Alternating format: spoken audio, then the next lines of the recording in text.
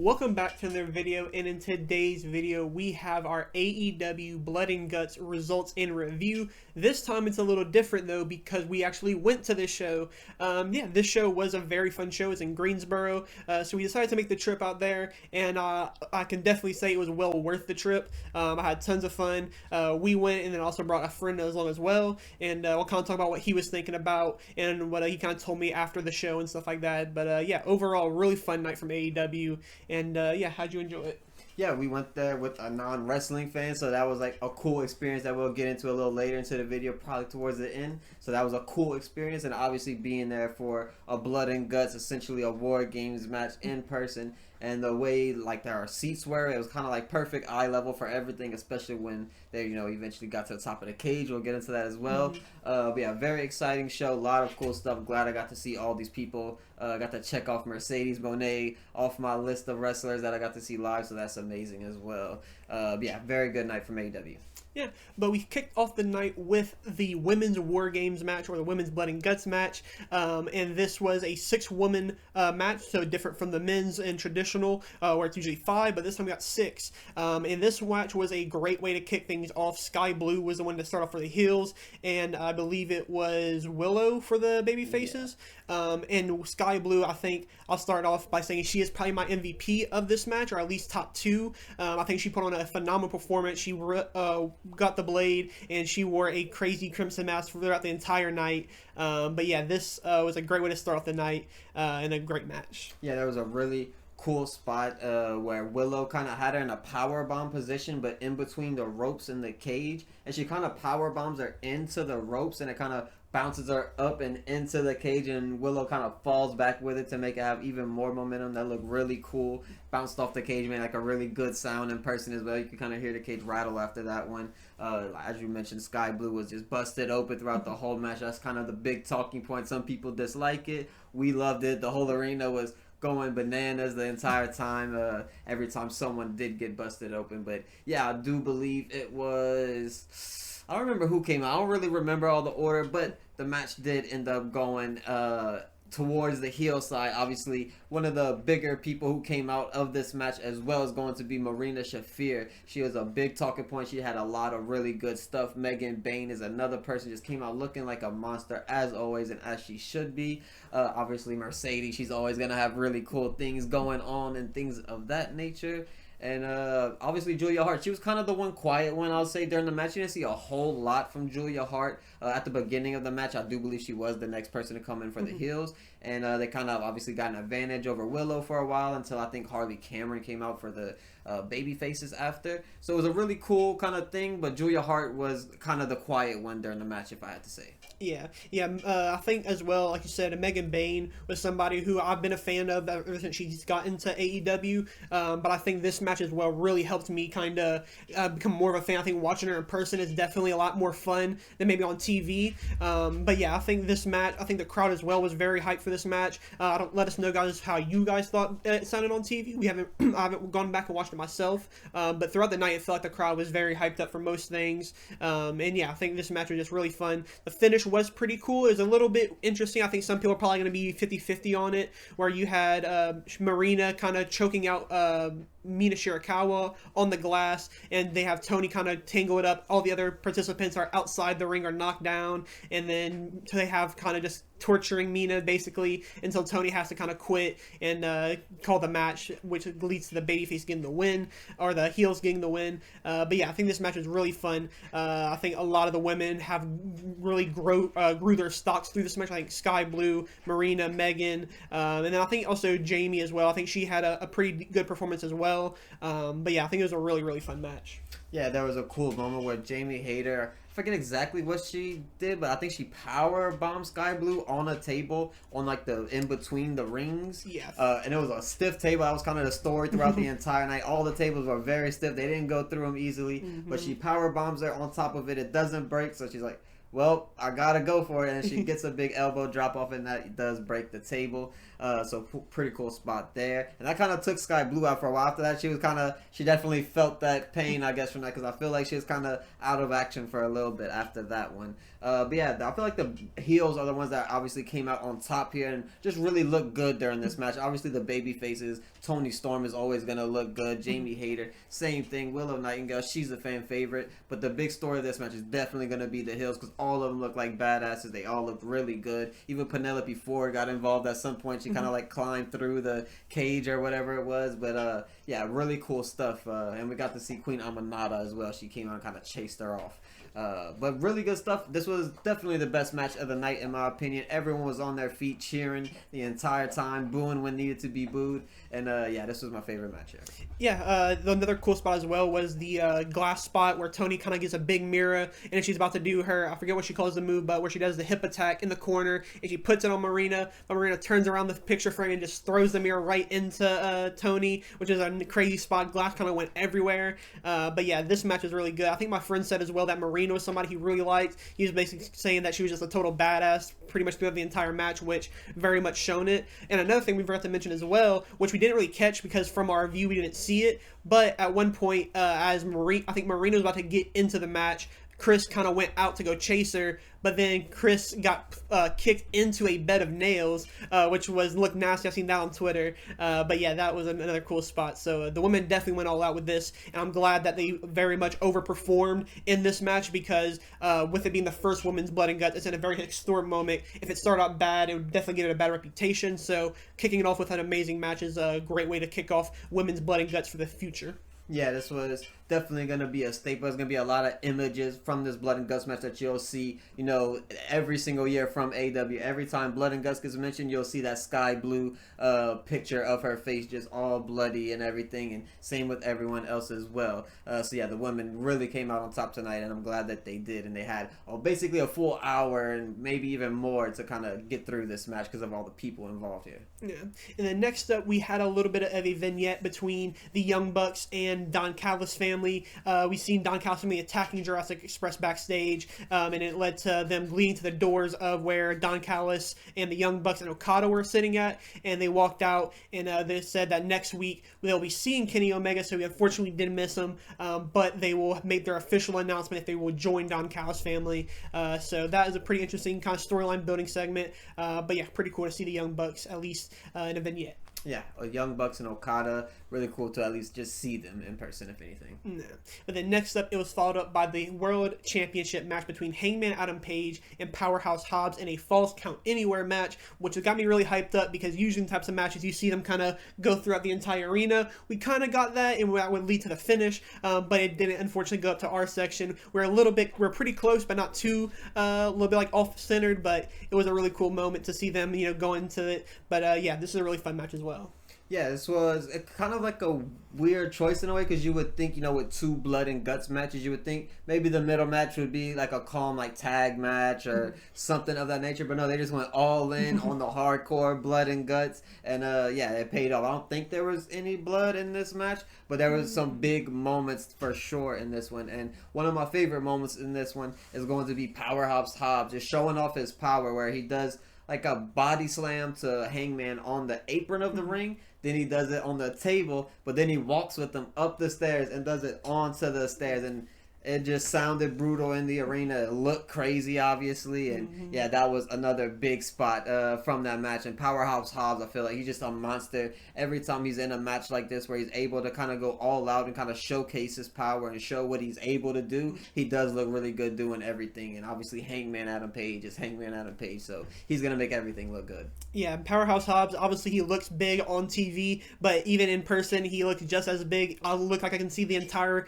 mass of him when he was just walking down, and we're kind of on the opposite side of the entrance ramp, so yeah, he looked amazing. He was like very good throughout the entire night, and then that finish spot when they started going into the crowd, we seen Hangman do a moonsault off the top of like the section kinda onto Hobbs, which is pretty cool. But then the finish, they go up onto like where the Death Rods usually come out, and we see Hangman push Hobbs through it, which kind of sets off all like the electrics and stuff like that through a big table. But yeah, it was a really cool way to finish the match. Would let Hangman get the 3 count. But yeah, really cool way to continue the momentum, like you said, where you would usually have like kind of like a lull moment where like a mediocre match, they went all in and kind of stood things on where like, hey, we're gonna do something big here. So yeah, really cool way to keep up the momentum. And you might not notice this, but actually he didn't push him. What he actually did, whenever I watched it back on camera, he took off his boot and hit him with his boot. Oh, okay. Yeah, I didn't even notice that either. Whenever we went person, I thought he just kind of pushed him or hit him with a title. I didn't really know what it was, but it was actually the boot what it did. But yeah, one of those things that you don't really catch when you're in person at these events. But yeah, really cool moment here. Obviously, another big talking point is going to be what happens after the match, though, because we do see Shibata come out and kind of attack him. I'll let you kind of take over for this because I had to go do something in the bathroom real quick, and then you went. But yeah, you explain what happened here. Yeah, so as Hangman's kind of parading with the title, we see Shibata run out and attack him, and then that'll lead to Joe also coming out, and then we would see Eddie Kingston and Hook kind of make the save for Hangman, and then, but while they're all in the ring trying to beat each other down, the Blood and Guts cage starts falling down, but the heels get out, and then they're all separated then, but we see the challenge from Hangman saying, at Full Gear, it will not just be a regular match between Hangman and Joe. It will now be a steel cage match. So that was a really cool moment. Eddie Kingston also got a really loud chant as well when he did make the save, which I was really glad to see. I like Eddie Kingston, so I'm glad I got to see him. But yeah, really cool moment to set up a Full Gear match that going into it is a rematch again, so it kind of feels kind of weird, but now they have some more stakes with a steel cage. I think that'll make it a lot better and a lot more entertaining on the night. Yeah, it's a little bit weird of a choice just because obviously we just got 2 Blood and Guts matches, so another steel cage match. I feel like, maybe we could add something a little bit more creative. Like, I feel like a ladder match, a good ladder match could be done in AEW. They don't do those too often. I'd like to see maybe more of those. But, steel cage match, definitely not going to complain, especially with those 2 guys. Yeah, very cool, like, mini announcement there in the middle before we get to this little kind of prelude segment before the main event. Yeah, and then next up, like you mentioned, we've seen Ricky Steamboat. It was announced on Twitter that him and Ric Flair were going to be there. We've seen Ric Flair at the start of the show. I don't know if y'all seen that on TV or not. I think the show started with the Women's Blood and Guts, but we did hear from Tony Khan and Ric Flair. But we have a segment with Steamboat. He comes out and he's talking about how nice Greensboro has been to him over the years and how North Carolina has kind of changed his life. Obviously, when he was on the Independence back in the day, this is where he would kind of call his home. So yeah, he came out, and then we seen FTR come out, and they kind of messed with him, kind of roughed him up a little bit. They told him to leave the ring, and he started to do that, but then Bandito and them came out to help him after they kind of started roughing him up a little bit more. But yeah, really cool segment. I'm glad to see the big pop for Bandito and Brody King, and it was nice seeing Ricky Steamboat kind of give his little speech and kind of say what he feels about North Carolina and Greensboro in particular. Yeah, I remember when this was happening while we were in the arena, we were just thinking the whole time, oh, is Edge and Christian are about to come out, because that's who they were feuding with pre, Edge being taken off of TV, or Adam Copeland being taken off of TV. But yeah, we were like talking to each other like, oh shit, we might see the Edge return here. Unfortunately, it didn't happen. It was Brodito, but still pretty cool nonetheless. But yeah, really cool obviously to see Ricky Steamboat and Ric Flair. Just a cool little add-on to the show. Yeah. And then now it is time for the main event of the night, which is the men's Blood and Guts. This one is just as crazy as you would imagine it. This one, we've seen the Death Riders finally lose once again after we see Mox tap out due to Kyle O'Reilly, who is again probably my MVP for this match. I think his stock again rose up a tremendous amount after this match. Getting the pin on Moxley obviously is significant, not only visually, but just for Colorado. I think he's somebody who won't be a world champion in AEW anytime soon, but somebody who I think can have a very good stint in AEW when he does decide to wrap up his career. But yeah, it was a great moment to see Kyle, Roddy, and stuff like that as well. So really good way to end the night. Yeah, for sure. Especially with it starting off with Darby Allin, it kind of gave you, because like look, at least from the crowd's perspective, by the time we did get to the men's match, we're kind of like, all right, like they're really gonna have to like get us excited because we're a little bit drained of energy. But as soon as Darby Allin's hit at the start, people woke up immediately, and that was definitely the right choice to keep people interested and keep their attention focused on the in-ring action.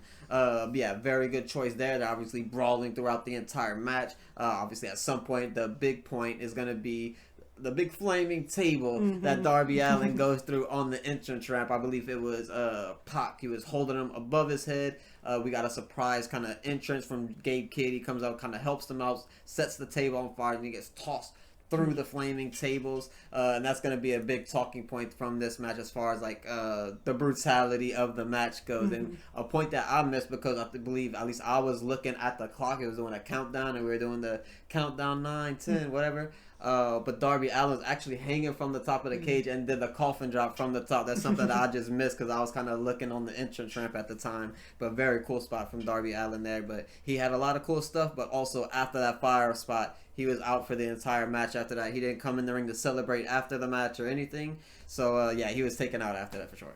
Yeah, this match is, again, similar to the women's one where there's so much going on. It's kind of it's probably better to watch it on TV just so you can kind of capture everything a bit more significantly that's going on in the ring. But with this one, kind of try to watch everybody, see where everybody's coming out from, what they're trying to do next. Maybe watching also like the Trons to see when the countdown's going to happen. But yeah, this match is super fun. I'm glad that, like I said, the babyfaces win. I think Darby and Mox obviously probably aren't fully done, but this feels like a way to kind of start the end of this. I feel like I say that every time now, but this kind of feels like it is a start to the end now that Moxley's again tapping out and kind of, admitting defeat in front of all the Death Riders who weren't very happy after the match. They all kind of like celebrated. All the crowd was chanting, "You tapped out," as they were walking out. And we see Orange Cassidy kind of mention that in an after show kind of promo, which Mark Briscoe also did one as well, who we haven't mentioned as well, who climbed up the cage with Wheeler Yuta. We thought we were going to get a big Mankind type of spot, but unfortunately, but still pretty cool. We've seen a J drill on top of the cage. He made a type of elevator with to grab up some chairs to get up there.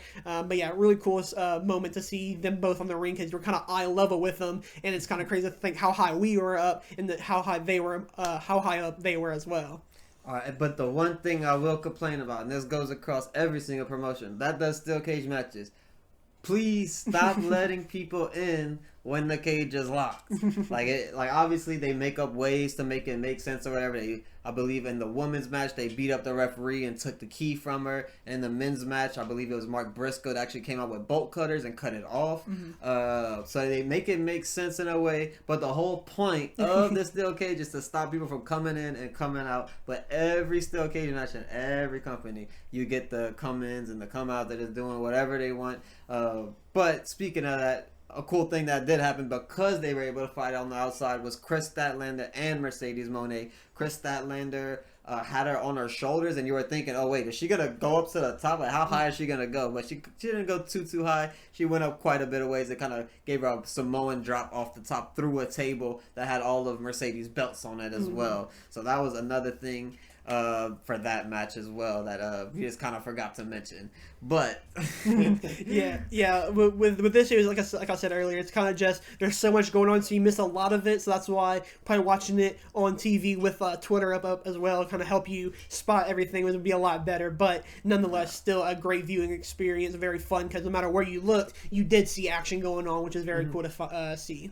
Yeah, and then obviously in the men's match, as we mentioned, Kyle O'Reilly is going to be the big talking point here because there was a point where I believe it was Moxley kind of had him in a crossface, but he was using chains to kind of wrap his body up in it to make him not be able to really do anything. And instead of tapping out, what does he do but just flip him off? And I think he told him to fuck off or something of that nature. But yeah, really cool stuff and a cool visual where his face is just bloody. The chains wrapped around him. Moxley's on top of him. He's also bloody. And he's just flipping him off. A really cool picture that we got from the event. Maybe I'll include it somewhere on here if I can. But yeah, really cool stuff from Kyle O'Reilly. He just looked like kind of the savior of AEW in a way because he was the one to sort of take down the Death Riders. You would think after all the things that happened to Darby, you would think it would be him to kind of put the nail in the coffin, so to say. But it was Kyle O'Reilly. It was kind of a big surprise, something to elevate him. I particularly don't like it because I'm a huge Darby fan. But, it is definitely huge for Kyle O'Reilly to get a big tap-out victory over Jon Moxley. So, yeah, very exciting match, good match. Roderick Strong had a lot of really good stuff during this match at all. Don't want to forget him. And then the whole crowd definitely, from an in-crowd experience, Wheeler Yuta was probably the most hated person in the entire night. There was "fuck you Yuta" chants throughout the entire night. There was all sorts of chants towards him throughout the entire night. So yeah, he's doing a really good job as a heel, I guess. Yeah, and somebody else we forgot to mention is Orange Cassidy, who my friend also really liked when he did the hands in the pockets bit. He definitely liked that. He kind of was like, what the hell is he doing? Why is his hands in his pocket? I don't know how to tell him that. It's just how he goes. So, yeah, really cool moment. Then also we seen Mox staple Orange Cassidy's hands in his pockets, which is kind of a nasty visual. But, yeah, really cool stuff throughout the entire night. But, yeah, really, really cool, fun experience. And, yeah, just definitely would go again if another show were to come around back to this area. Yeah, for sure. This isn't our first AEW show. We have been to previous ones before. We were able to go see CM Punk whenever he was still there. So that was really cool in the same arena as well. So, you know, it's a fun time going to AEW shows. They always put on good shows, especially when you're in person. Sometimes, you know, when you're watching at home, it could sometimes be like a little bit boring. But when you have the atmosphere of a wrestling arena, it definitely awakens you, especially when it's a blood and guts and there's 2 steel cages and 2 rings in front of you for the entire night. It definitely does the trick. So this was definitely one of the better shows that I've been to in person as a wrestling fan. Yeah, and then also I guess worth mentioning as well is obviously the merchandise stand. If anybody's interested in that, they had some exclusive Blood and Guts shirts that were like "I Was Here" shirts, and those were sold out. I think you wouldn't go check it, and this was kind of like halfway through the show. It wasn't even at the end. Pretty much they said it was all sold out already. So who knows how much they actually printed? But those I was good to hear that it did sell out. I did get this shirt. This was $40, which is the average price for the shirts at AEW. They also had some cool posters and artwork prints from I think Mercedes, Fletcher, and I forget who else had some, but some really cool ones. Yeah, I believe Julia Hart, Sky Blue, a couple of other ones. They have the titles there, a couple action figures and whatnot. But yeah, really cool merch stand. Typical merch stand, I guess, same thing as WWE would typically have as well. Yeah, it was just a very fun time at the arena. As we mentioned, your friend, he was not a wrestling fan at all. Didn't watch pretty much anything involving wrestling, and he came out not necessarily a wrestling fan, but he's definitely going to be watching wrestling in the future more than likely. Yeah, it was something that I always bug him about when I say, you know, oh, I gotta go watch wrestling now, and he always gets mad. But now that he is also interested in it, he actually texted me before we started recording, and he was like, "What days do AEW come on often, so I can kind of tune in every once in a while?" So I told him. But yeah, really cool to kind of see, you know, different perspectives as wrestling fans for many years now. Then a new wrestling fan who's never watched a full show to go in person is definitely a cool experience. But yeah, very good vibe, and it felt like a very fun, one of the better shows from AEW this year. Yeah, definitely had a really good time. But we do appreciate you guys for watching.